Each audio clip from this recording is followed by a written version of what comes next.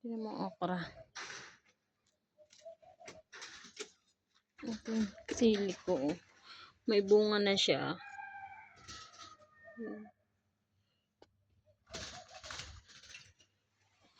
Gila. Daming okra.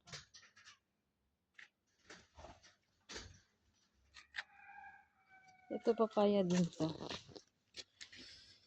Haluto, papaya, sili. Tingnan niyo yung ibon, yung alaga namin. Nagawa kami ng kulungan ng aking amo. Ayan. Diba? Ayan. Ito namumulaklak na sili. Ayan, okra. Yung talbos ko humaba na. So, may okra din dito. Oh. Tignan natin. Magulang na yung iba.